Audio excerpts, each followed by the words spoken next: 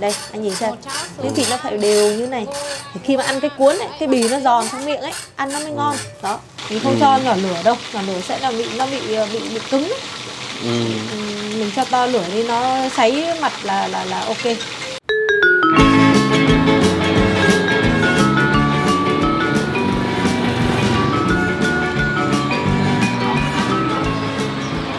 Các bạn thì bây giờ hiện tại là đang đứng ở trên phố Thái Phiên các bạn ạ. Chắc là các bạn ở Hà Nội là các bạn cũng biết rồi, phố Thái Phiên này thì tập trung rất là nhiều những quán cà phê. Ở đây thì đặc biệt đông luôn. Trước mặt các bạn đây chính là tòa nhà Vincom Bà Triệu này. Vincom này là tòa nhà là lớn nhất ở cái khu vực này luôn. Trong clip này ấy, thì mình sẽ chia sẻ cho các bạn một quán bánh cuốn tráng thịt heo các bạn nhé. Chắc là anh Cường cũng đi với em lần đầu tiên ăn cái món này đúng không? Đúng rồi, anh lần đầu tiên ăn. Quán này thì người ta mở là cũng được 10 năm rồi đấy các bạn ạ. Bây giờ hiện tại là người ta còn phát triển ra, khi mà người ta làm tốt ở đây người ta phát triển là một cơ sở mới nữa cơ. Tuy nhiên thì mình không quay cơ sở mới mà mình quay cơ sở đầu tiên nằm trên phố Thái Phiên này, ngay bên cạnh các bạn, bên trái các bạn này thôi. Quán này thì có một cái đặc điểm cái là nó hơi chật một tí các bạn nhé. Nhưng tuy nhiên với trách nhiệm của mình là một người giới thiệu quán ăn thì mình sẽ giới thiệu cho các bạn cái quán ăn mà có thể là phù hợp với nhu cầu của các bạn. Mình nói qua vị trí một chút nhé. Phố Bà Triệu này, bên này là Vincom Bà Triệu này. Đấy, thỉnh thoảng này, nhà mình cũng hay lên Vincom Bà Triệu để chơi. Trên này có rất là nhiều những cái nơi để cho các cháu chơi. Ngoài ra có cả rạp chiếu phim luôn các bạn.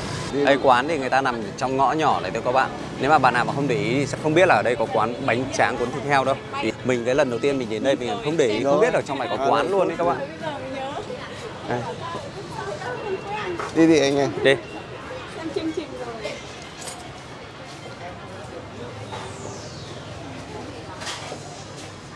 Quán nhỏ các bạn nhá. Đây đi vào ngay quán phía bên tay phải này.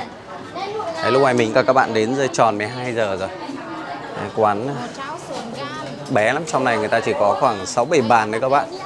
Đấy cũng đông rồi đấy. Bây giờ mình thời điểm này thì mình sẽ phải chờ một chút để có cái chỗ ngồi ăn ấy. Ngoài ra bên trên người ta cũng có tầng 2 nữa. Thì người ta có cái cầu thang nhỏ để đi lên các xếp phía bên trên kìa. Nhưng với một cái không gian nhỏ này mà cũng không có cửa sổ thì nó cũng hơi ồn các bạn nhé. Hơi ồn đã đấy. Bếp bên này này. Nghe có vẻ không gian ăn cũng hơi chật nhờ em nhờ. Em bán ở đây là 10 năm rồi à? Vâng ạ, bước sang năm thứ 11 rồi đấy anh. Thế à? Dạ vâng ạ. Ở đây nghe có vẻ khách của em toàn nữ là nữ nhờ. Vâng ạ, chủ yếu là các anh chị dân văn phòng. Cái món này nó phù hợp với nữ. Đúng rồi, anh thấy vào có 1-2 nam giới không à? Rau, thịt, ít tinh bột cho nên là các chị em cũng lựa chọn cái món này nó hợp lý anh. Thuê chỗ này 10 năm mà ngày nào cũng đông khách như này hả em? Dạ, những cái ngày cuối tuần thì thường thường thứ năm, thứ sáu thường không có chỗ. Thế á? Vâng ạ, đa phần tại vì nó bé anh. Những ngày đầu tuần thì nó sẽ vắng hơn, những ngày trong tuần thì sẽ đông hơn. Với cả trời nắng thì nó cũng sẽ đông hơn anh ạ. Này món nộm hả? Dạ vâng ạ, nộm này là của Quảng Nam. Nó không có vị ngọt như nộm Bắc. Vâng. Em thuê ở đây chật nhở? Có là em nghĩ em thuê chỗ nào nó rộng hơn quanh quanh đây không? Quanh quanh đây thì em không có, nhưng em có cơ sở 2 ở trên Giảng Võ anh ạ. Cơ sở 2 nó mặt tiền, ngay mặt đường Giảng Võ, 118 một Giảng Võ ấy, nó bên trên cục thuế. Thế mở đấy bao lâu rồi? Mở đấy đến năm nay là năm thứ 2 rồi ạ. 1 năm rưỡi rồi đấy, vâng ạ. Thế là ở đây là đông khách rồi, bắt đầu là mình mới mở ra chỗ mới đúng không? Vâng, tại vì là khách cũng có nhu cầu ấy. Vì bên em thì chỉ bán có mỗi buổi trưa, không bán cuối tuần, không bán chủ nhật. Nên là khách cũng muốn mình mở ra cơ sở rộng để người ta ăn buổi tối hoặc là cuối tuần cho gia đình đến ăn ấy. Nên là khách cũng có nhu cầu. Rồi con dắt đây à? Đây là con dắt đây. Nhìn nó như là con hến ở Huế nhỉ? Đúng rồi, nó giống con hến nhưng mà con này sống ở biển ạ. Và ăn của nó, độ béo của nó béo hơn. Nhìn nó bé xíu nhỉ em nhỉ? Dạ vâng ạ, nó bé lắm. Nó chỉ có như thế này thôi. Vâng. Ăn cái này là cũng chắc là ăn xúc với cả bánh đa đây đúng không? Đúng rồi ạ. Nó vẫn là xúc bánh đa đấy anh. Anh thì anh chưa ăn cái này mà anh mới chỉ ăn là hến xúc bánh đa ở Huế đấy. Dạ. Anh hôm nay anh thưởng thức đi. Con này nó ở biển ăn nó đậm đà hơn con hến. Cái suất em đang làm thì bao nhiêu tiền đây? Suất đây là 85.000 anh ạ. Bao gồm cả một cái bánh đa nữa.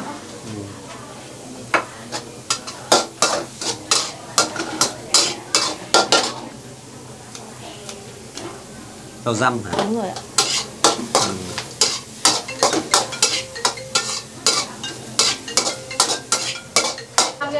Rồi đây.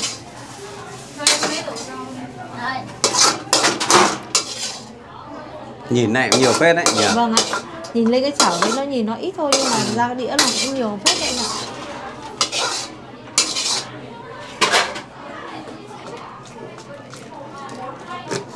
Hành khô. Hành khô ạ. Rồi. Bánh tráng, một cái bánh đa. Dạ vâng ạ, đây là một suất của nó đây. Cái quán này em thuê ở đây đã được 10 năm rồi cả. Bước sang năm thứ 11 rồi đấy anh. Dạ. Dạ vâng ạ, bước sang năm thứ 11 tầm nửa năm rồi ạ. Tức là bây giờ là sang năm thứ 11 rồi đấy. Cái mỡ này á, mình phải gọi mỡ khổ, mỡ phần đi anh. Cái mỡ đấy nó mới giòn, nó ngon. Mình không lấy cái mỡ nhão được, mình phải lấy mỡ phần. Đặc biệt là khi mà mình lấy là mình phải đặt mỡ phần. Thì cái mỡ của nó mới trong mỡ và giòn mỡ.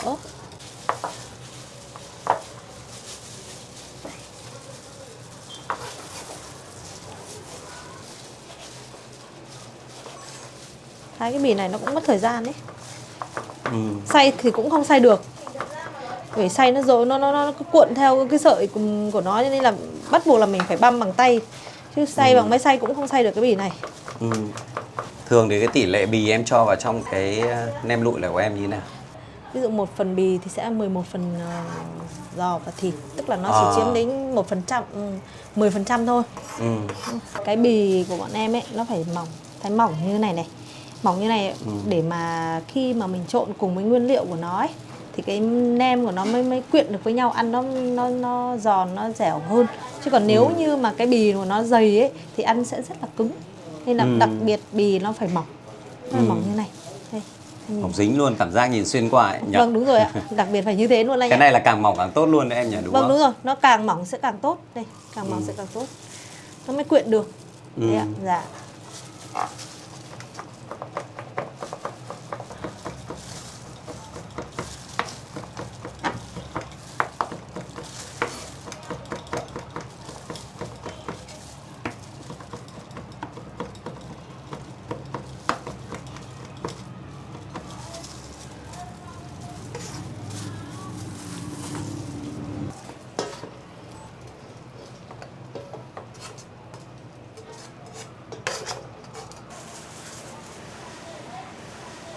Cái giò sống này thì em sử dụng cái thịt gì? Sống thì em sử dụng thịt mông.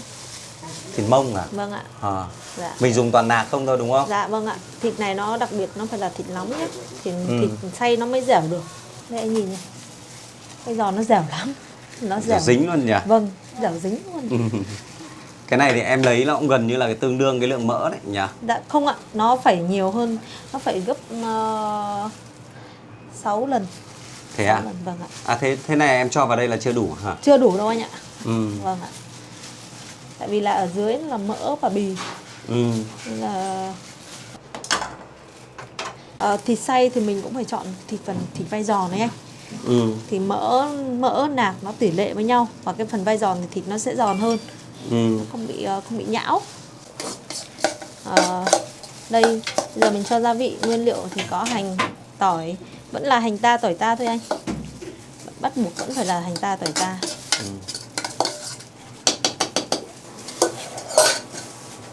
Đây nước mắm này mình phải dùng nước mắm cốt anh ạ. Mục đích mình cho nước mắm là nó phải để cho nó thơm ấy anh. Mình không cho muối mà mình phải cho nước mắm. Chỉ dùng nước mắm thôi hả? Đúng rồi ạ, không cho muối, chỉ dùng nước mắm thôi. Đường.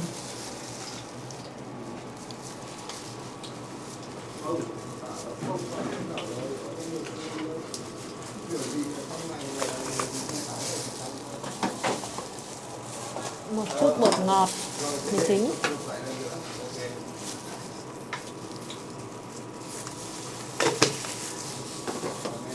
Hạt tiêu bắc.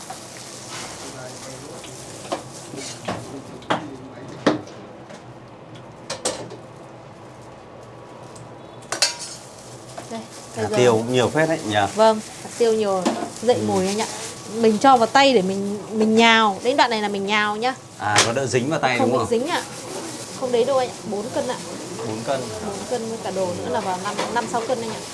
Ra được khoảng bao nhiêu cái nem này? Tầm khoảng 200 cái. 200 cái. Vâng ạ. Nhộn chả nhào trộn như này buốt tay lắm anh ạ. Tại vì cái giò nó lạnh lắm. Vâng. Kiểu người ta cũng cho vào ngăn mát rồi đúng không? Đúng rồi, bắt buộc phải cho ngăn mát anh ạ. Thì cái giò nó mới không bị nhão.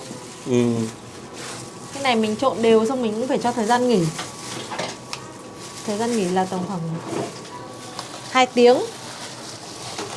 Nếu mà giò sống người ta mới xay ra mà nó nhão nhão mình làm thì cũng được chứ nhỉ? Không làm được anh ạ. Nó nhão lắm, nó nhão mình sẽ không làm được. Em không nặn được thành cái nem đúng lụi, rồi ạ, không? đúng rồi anh ạ. Nó phải kể cả mình trộn nó cũng không được ấy. Thế nên là bắt buộc khi mà giò sống người ta làm là đã phải cho vào nó mát cho nó lạnh cho nó cứng cái giò rồi. Sau đó mình mới làm trộn.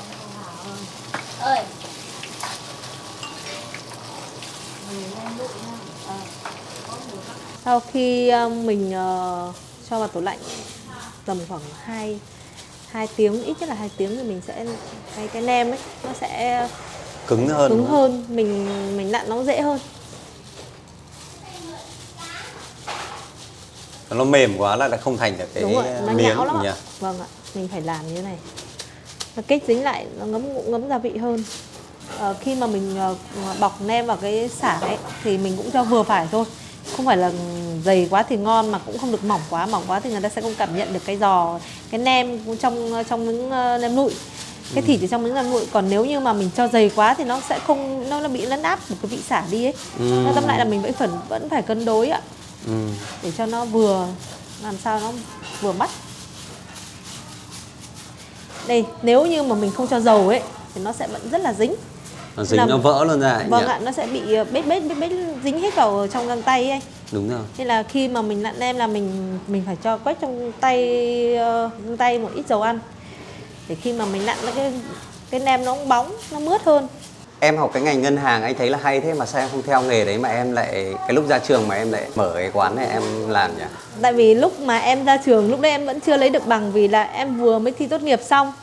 Thì chồng em bây giờ ấy, lúc đấy là người yêu em. Thì mới thấy em cũng có đam mê kinh doanh mà. Nên là bảo em là có hứng thú mở cái mô hình ăn cái kiểu như này không? Kiểu đồ ăn miền Trung ấy, tại vì khu đấy, ở khu này thì chưa có ai làm hết. Thế thì em ok, thế là tìm tòi mở được cái cửa hàng này. Đến lúc mà ra trường, lúc lấy bằng được rồi thì lúc đấy lại trộm vía là khách yêu quý ủng hộ. Đến lúc mà 1 năm rưỡi sau lấy chồng thì có em bé xong rồi là cũng không nghĩ đến việc là đi làm nữa, bởi vì là lúc đấy có em bé rồi. Là không nghĩ đến việc đi làm nữa. Đến lúc em bé đầu ấy là cũng lớn định đi làm rồi thì lại có em bé thứ hai. Thế là cái việc đấy nó cản trở cái việc đi làm của em. Vâng, đúng rồi ạ. Thế xong lại là đến em bé thứ hai cũng lớn cũng định là lại làm cái ngành của mình. Thì lại Covid. Dạ, Covid xong rồi thì mình nghĩ là thôi xong Covid thì mình lại đi làm nghề của mình vậy. Nhưng đến khi Covid đến xong rồi thì mình lại tự nhiên cái máu kinh doanh của mình lại mong muốn là tìm một cái cửa hàng để mà mình có thể cho những người khách quen thuộc của mình có thể đến ăn vào buổi tối, dẫn gia đình đến ăn hoặc là cuối tuần. Vì ở đây thì em không bán buổi tối, không bán cuối tuần nên là nhiều khách cũng ý kiến ấy. Họ bảo là sao không bán buổi tối để người ta có thể dẫn gia đình đến ăn. Ở đây người ta chỉ có đi làm, người ta đến người ta ăn thôi, chứ gia đình thì rất là khó vì mình không bán tối. Mà lại cũng không bán cuối tuần thì người ta cũng khó đến. Thế nên là vì nhiều khi khách nói mình cũng lăn tăn, mình suy nghĩ. Thế thôi, lại theo đam mê, không đi làm ngân hàng nữa. Thế lại tìm một mặt bằng ở ngay Giảng Võ. Thế là mở anh. Bây giờ cũng được năm thứ 2 rồi đấy ạ. Thế à? Dạ. Thế là cái đam mê kinh doanh nó làm em lỗi hẹn với cả cái nghề ngân hàng. Nghề ngân hàng. Học hơi phí nhỉ? Vâng. Không biết là sau mình ổn định xong cái thứ 2 rồi thì mình có quay lại làm ngân hàng không? Anh nghĩ chắc là không, nếu mà thành công thì chắc là không. Chẳng còn thời gian để mà đi làm đấy chứ. Không, nếu như mà tại vì cô gái nào thì cũng muốn là mình mặc đẹp, mình xịt nước hoa thơm tho, mình đến văn phòng mình ngồi làm. Nó vẫn hơn là mình vào bếp chứ anh. Đấy. Làm này lại ăn mặc lại thỉnh thoảng chẳng có anh nào ngắm nhỉ? Vâng, nên là nếu như mà mình ổn định được 2 cái quán thì cũng muốn thử đi làm. Không biết là làm được bao lâu nhưng mà mình vẫn muốn thử. Thế là em chưa một ngày đi làm ngân hàng luôn hả? Chưa anh ạ, chưa một lần. Phí thế, chắc là cũng quên nghề rồi nhỉ? Vâng ạ, nếu như mà xác định đi làm thì chắc phải học lại từ đầu đấy anh ạ. Học khá nhiều thứ đấy. Em phải hấp trước xong em mới chiên đúng không? Vâng ạ, hấp trước xong mới nướng anh ạ. Ừ. Mình phải hấp trước. Hấp thì để cho cái này nó chắc hơn. Chứ không thể bỏ này mà Vâng ạ, đúng rồi ạ, phải hấp lên ạ. Với cả hấp này anh nghĩ nó cũng đỡ khô. Vâng ạ, nó giữ được cái nước ở trong, nó không bị bị mất nước. Nếu như mà mình không cho mỡ mà ăn mỗi thịt và giò không thì nó sẽ rất là khô ấy ạ.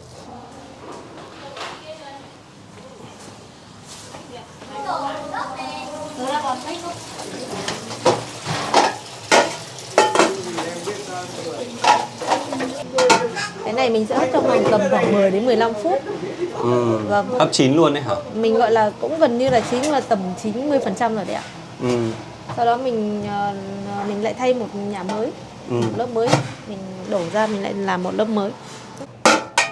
Được rồi đấy em. Vâng ạ, được rồi. Thơm lắm.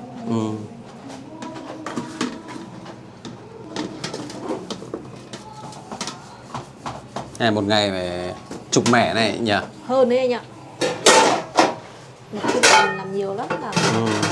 Giờ là em sẽ chiên lên đúng không? Dạ vâng.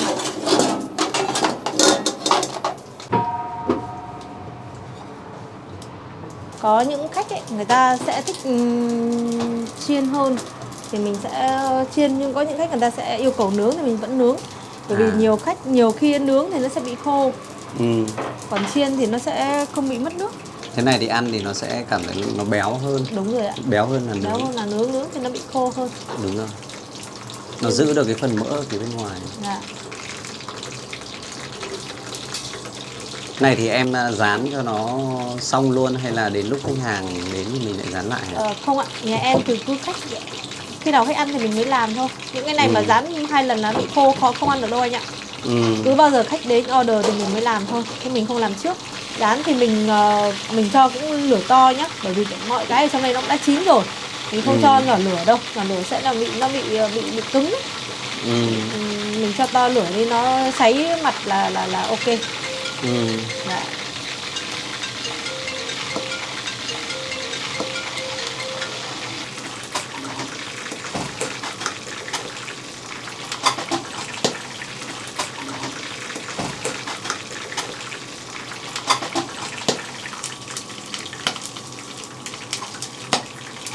Thì quay này chắc là em cũng đặt thôi chứ nhỉ? Chứ Thì mình quay là sao nhà được nhỉ? quay nhà mình ạ, quay mình làm, mình sau đó mình đưa ra lò quay nhờ họ quay dùng. Còn vẫn là của mình sẽ làm từng bước của nhà mình. Đây, anh nhìn xem, miếng thịt nó phải đều như này. Thì khi mà ăn cái cuốn ấy, cái bì nó giòn trong miệng ấy, ăn nó mới ngon. Đó. Bì nó phải giòn.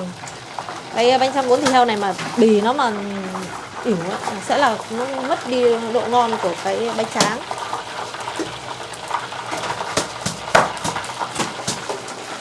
Giòn đấy nhỉ? Vâng, giòn lắm. Nghe tiếng giòn rôm rốp. Bì giòn ngon nổi.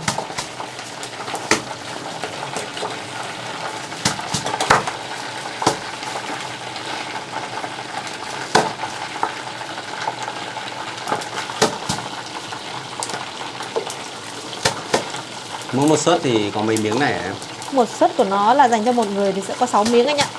Dạ vâng. Còn một đĩa đôi dành cho 2 người thì sẽ 12 miếng. Thường là khách thường họ sẽ đi 2 người ấy. Em sẽ bày ra đĩa đôi luôn.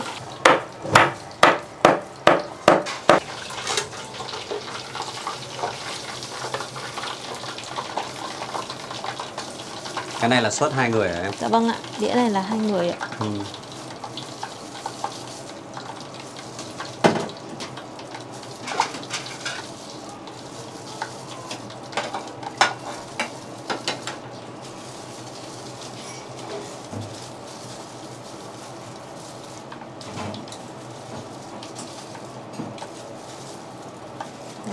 Đĩa sẽ như thế này. Đây nhiều loại rau ghê nhỉ, để anh xem có loại rau gì này. Bên này là diếp cá. Đây là diếp cá. Đây là cải xanh ạ. Cải xanh này. Đây là kinh giới ạ. Kinh giới tía tô. Tía tô. Bạc hà này. Rau húng ạ. Húng. Bên này là Giá và hoa chuối ạ. giá hoa chuối. Cũng nhiều loại đấy nhỉ. Dạ. Em xếp cho một suất này hả? Dạ, em xếp cho một suất ạ.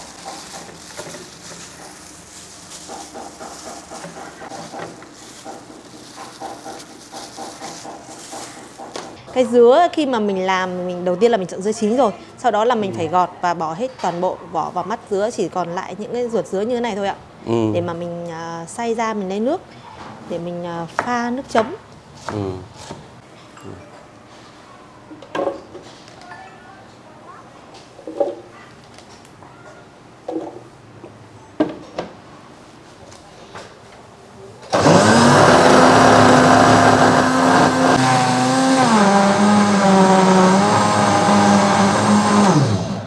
Cái chỗ dứa này là em dùng cho cái số mắm nêm này. Dạ vâng, đúng rồi ạ. Ồ, thế thì cũng nhiều dứa phết nhỉ? Dạ vâng ạ, tốn dứa phết đấy ạ.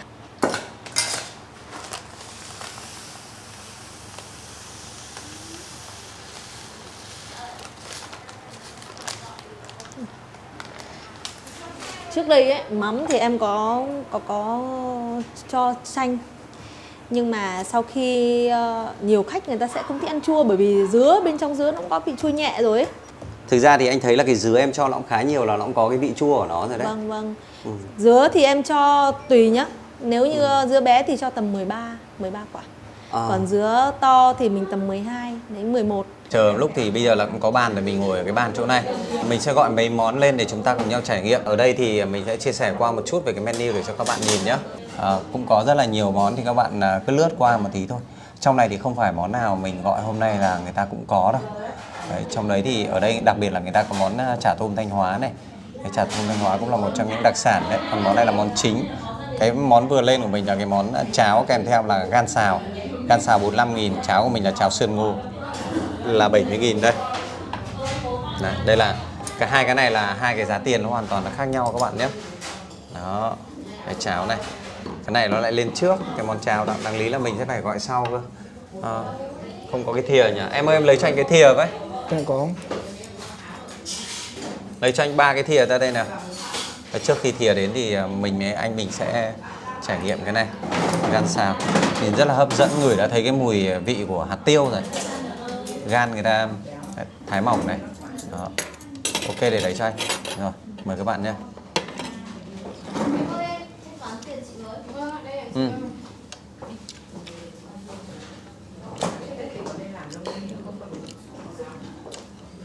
Ăn khá dễ ăn nhỉ. Đây người ta làm cái nước sốt nó sánh sệt này. Nó hơi ngọt ngọt anh nhỉ? Ngọt nhiều. Hơi ngọt. Ăn cũng khá là dễ ăn đấy. Cái này thì ăn với cháo ngô. Cháo sườn ngô này. Trên này là người ta rắc hạt tiêu này, có một chút ớt này. Đó. Thế là miếng sườn, thử luôn, đem cái gì ra trước mình thử trước các bạn ạ. Chứ bình thường là ăn cái này là nó phải ăn với cả ăn sau. Cháo nguyên hạt.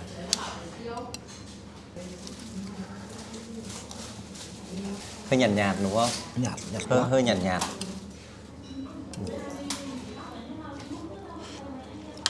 Anh có thấy nó hơi khê nhẹ nhẹ một tí không? Có bụi khê đúng không? Rồi anh xin. Nộm tay heo đúng không em? Truyền thống là ở Quảng Nam là người ta ăn thế này à? Bởi vì là mình thấy bánh đa này thường là sẽ ăn kèm với cả cái nước sốt, nước xiếc gì đấy nhỉ? Hoặc là hến những cái thứ ấy. Cái này thì nó sẽ giòn, không ăn kèm bánh đa cũng giòn này thì cũng không biết là ăn nó kiểu gì. Giòn. Anh ơi, ăn đi. Đây, bỏ đây. Để luôn đây. Ăn là cho cái tai heo lên đây đúng không em? Lên trên xong bắt đầu. Đấy. Mời các bạn nha. Ăn cũng được nhỉ? Chua nhiều. Chua, cái này là chua nhiều nhỉ? Nó thiên về hương vị chua. Khi ăn vào cái tai các bạn, cái phần thịt tai nó hơi chua một tí. Nó giòn của cái phần lạc, ăn ngon phết đấy các bạn ạ. Hay phết. Lạ miệng. Cũng hay. Ngon phết đấy, có cả lạc nó bùi ăn nó giòn. Tai ăn nó cũng giòn, nó mát, nó kèm theo cái vị chua các bạn ạ. Nhiều tai ăn. Ăn sần sật sần tai sật. tai thì nó không chua đâu, nó chua nằm ở cái nộm này. Ok, mời các bạn nhá.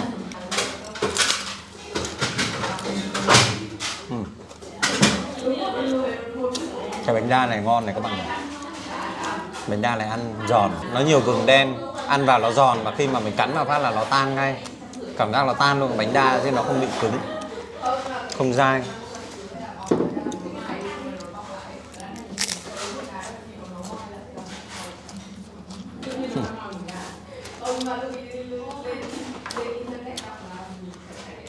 Mặc dù đây là lần đầu tiên mình ăn cái món này, nhưng mà mình thấy ăn hai cái thứ này nó kết hợp lại với nhau nó khá là hợp các bạn ạ.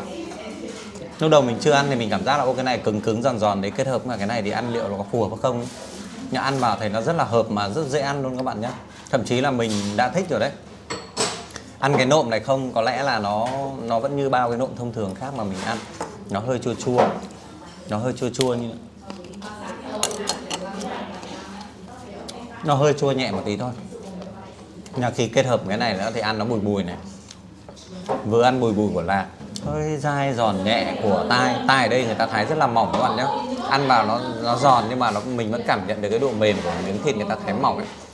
Nhai vào cái này nó bùi, nó giòn, cắn vỡ ra thì bắt đầu là nó tan trong miệng. Cái bánh đa ở đây người ta rất là ngon luôn. Cái này người ta phải nướng đều và hơi có cái độ già một chút là thâm thâm này này. Nhai vào thì nó giòn và nó lại tan. Anh thấy món này nào anh Cường? Món này ăn thì thấy lạ lạ miệng. Lạ miệng. Nhìn nó cũng hay phết nhỉ anh nhỉ? Ăn ngon phết đấy. Vì nó cũng không giòn đấy. Ừ. Sần sần sật sật sật. Đúng rồi đấy. Ok, anh xin. Rồi, xong em có món khác bảo đem nhanh ra luôn cho anh đi nhá. Để anh ăn một thể luôn. Bánh tráng đây người ta thái khá là mỏng. Mình ăn bánh tráng cuốn thịt heo thì mình ăn cũng một số quán cũng khá là nhiều lần rồi. Mình rất thích là cái loại bánh tráng cuốn mà thịt quay này luôn. Ăn thịt nó hơi giòn giòn, thơm thơm của cái phần thịt quay này các bạn này. Nhưng mà cái này là phải thái mỏng nhá. Nó cảm giác nó không bị cứng ấy. Cái nem lụi đây các bạn này. Nem lụi ở đây thì người ta nướng nó không già quá, nhưng mà cũng khá là đều lửa mà mình thấy nó cũng rất là đặc biệt luôn các bạn nhé. Đây là những cái miếng thịt mỡ người ta để nguyên cái từng cái cục mỡ một đấy. Đây này, ở đây các bạn nhìn thấy rõ rệt nhất này, những cái miếng mỡ các bạn thấy không? Đó, ok, thôi mình cứ chọn cái miếng nó hơi vàng nhẹ này, có khi ăn lại ngon. Thử cái nhá, mời các bạn.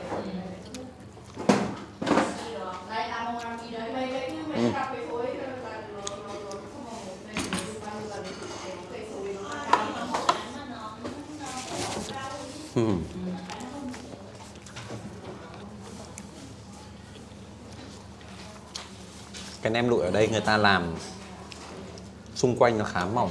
Theo cái cảm nhận của mình về cái hương vị xả nó rất là thơm. Ngoài ra ăn vào anh Hiền thấy nào nhỉ? Theo anh nó già một chút nữa thì ngon. Mình thấy là cái nem lụi ở đây nhá, ăn nó không bị khô. Khi ăn vào cảm nhận được cái độ béo của cái phần nem lụi này. Mà đặc biệt một cái là ở đây người ta lại không xay nhuyễn thịt ra.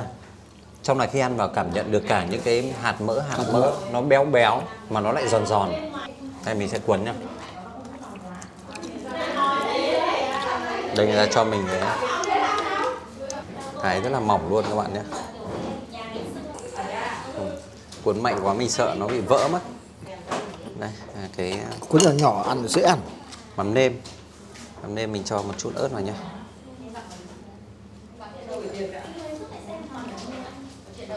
Đấy, nó phải có tí ớt thế. Rồi, bác Hiền có ăn ớt không? Không. Mời các bạn nhé.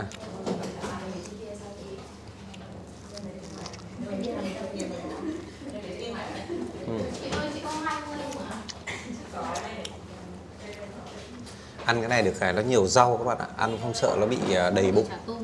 Anh xin nhé. Chả tôm Thanh Hóa đấy à? Vâng ạ. Cái chả tôm, mình dừng lại một chút cái này để mình nói về cái chả tôm. Mình có về Thanh Hóa một lần, mình quay cái chả tôm mà thật đấy. Mình thấy ở đây hơi khác một tí là quán là người ta cho vào cái bột xung quanh. Không biết là cái loại bột này là cái bột chiên giòn hay bột gì thì đỡ mình trải nghiệm nhá. Đấy, nhìn đã khăng khác rồi đấy. Đấy, các bạn nào mà chắc là xem chả tôm bò thật người ta quay rất là nhiều rồi, các bạn sẽ thấy là bên ngoài gần như nó chỉ làm trơn của một cái lớp phở ấy, cái lớp bánh phở ấy. Xong người ta nướng lên, nướng bằng cái que tre.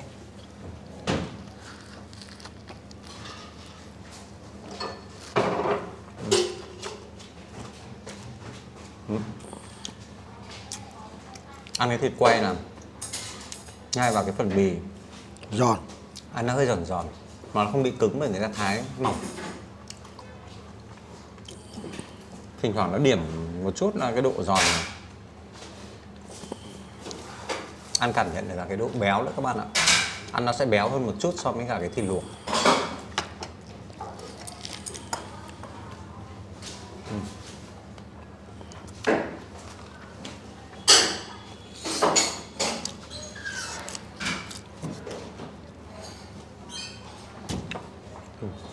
Ăn thử chả tôm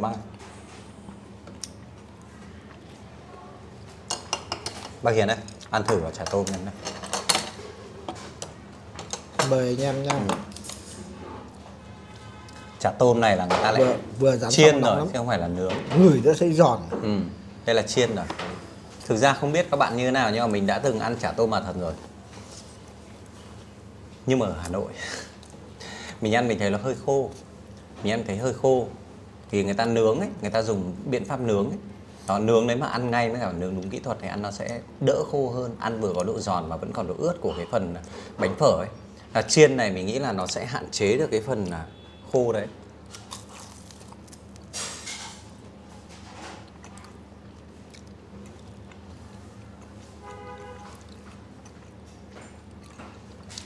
Cậu bảo cái bột ngoài là bột gì?